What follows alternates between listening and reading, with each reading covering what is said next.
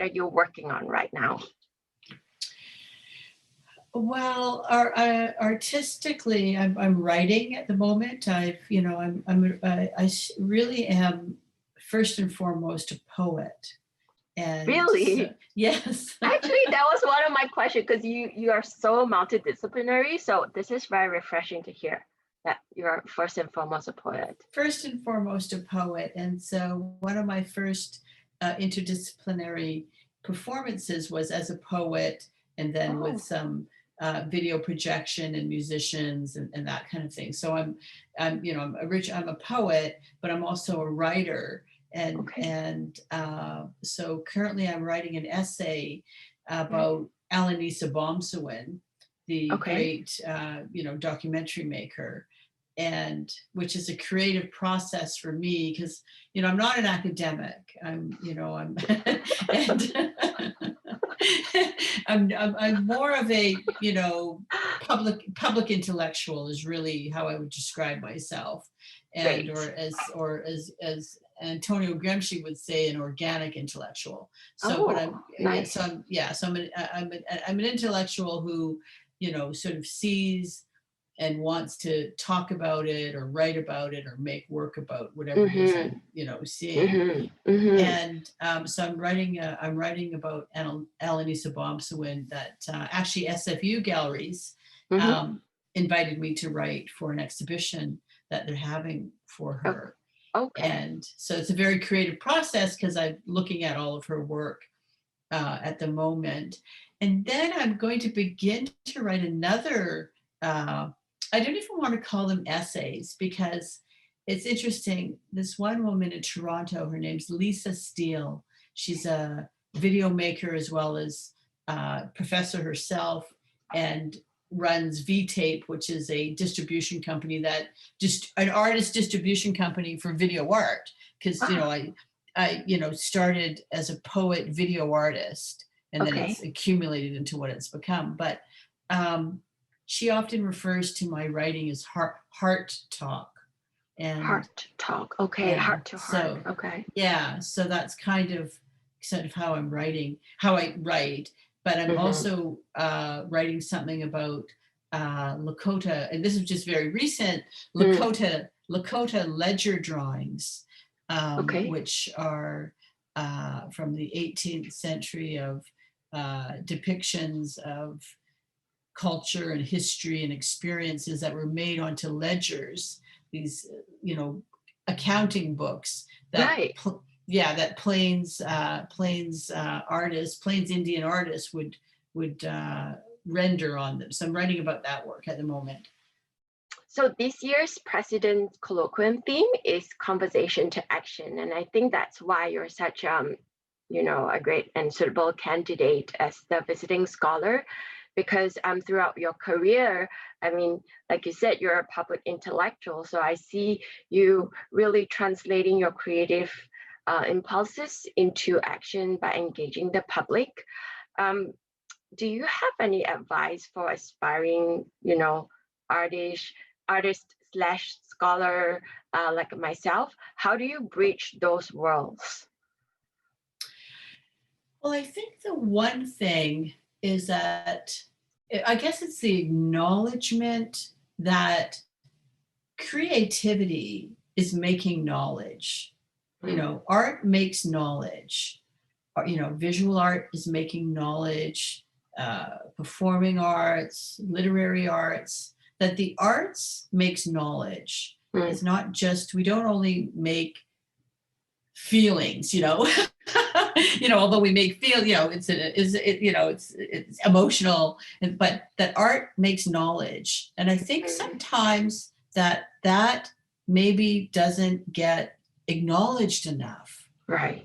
that we're making knowledge. I mean, if we think of, different indigenous artists who are unpacking, historical and contemporary experiences through Mm, that visual rendering, they're making knowledge for young artists that, yes, we're being creative. Yes, we are experimenting in the studio or however we're making these things. but we're also creating knowledge. And some of it is very profound and deep knowledge, because it's going into, sort of that inner world of, you're bringing out the inner world, right? You're just like bringing it out, right? And rendering it, however, but through that renderization, there's knowledge, and so you're sharing not only an experience or an observation, but you're also sharing knowledge. So I think that's important to think about. What is creative knowledge? What is creative knowledge? And how is it valued? How do we value the work of artists that's outside of, the aesthetic realm of pleasure? Art isn't just about pleasure. Yes, it's nice to go and look at a beautiful painting and go right into that work, but it's about, there's art gives us so much, it gives us pleasure, it gives us critical thinking, it gives us a different perspective, it gives us different ways of seeing and being in the world. So, I think it's for young artists to think about, what is art doing? What is the doing of art? And how does it contribute to intercultural, intergenerational relations? Because art essentially is in relations. It's in relations to the viewer, it's in relations to the public, it's in relations to collectors, it's in relations to visual culture. It's like this entity. Lately, I've been saying the art realm, because it's a realm. Like yes, there's the art world, there's the art community, there's art business, there's different worlds of art. Right. But it's also this realm and the spirit of art. Because, how art inhabits, the artist makes the work. Right. Then it goes out of the studio, and then it goes into the gallery, and then it encounters a public, and then the viewer has their experience with it, and then they take that experience and they share it, in other ways. Yeah. And so it's the aliveness of art and the spirit of art is quite potent, really. For sure. And go ahead. No, you go ahead. I just want to retrace your steps. When you say bring out the inner world, I'm really curious about that. And maybe that's what, young artists struggle with. How do they find the courage to bring that inner world out? Well, that's a great question. And, you just got to take the leap. Leap of faith. Yeah, you just take the leap. And the contemporary art world is very demanding. It's very demanding of, and to, that whole world of exhibitions, and, it's a demanding, the realm itself, or the discipline or the field of contemporary art, it's a demanding, rigorous place. It demands a type of engagement that encompasses a lot of things. I don't know. I'm just trying to think of why it's so demanding. Well, it's daunting. It's daunting for anyone who's going to leap into the unknown, And I see that also as the times we're living in. We're living through so much uncertainty.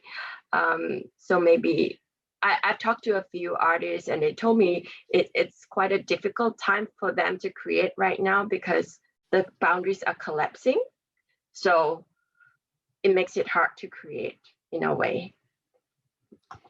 Yeah, I can imagine if, because there's a lot of anxiety and, and that kind of thing. But we can never let those things win, because historically, there's been, our humanities, our shared humanities, the collective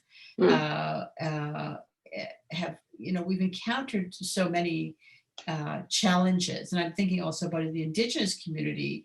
This isn't our first pandemic that we've had to encounter. Right. Like we've sort of been rife with pandemics, and some that were perhaps, strategically placed. So it's, you can't let those things win I mean, I made a video, I make video art as well, and made a work called Hope. Okay. And it's of my hands putting back together this ancient Chinese bowl. Oh. And it's just, it's a bowl that I had, and then it was got broken. And so I put it back together, but and it was all kinds of pieces and shards, and it all clicked back together. It was beautiful. And but it was very, very fragile. Mm.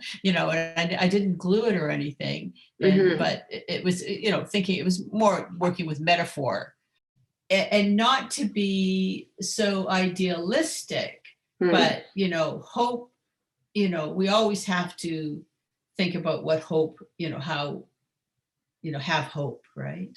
Hmm.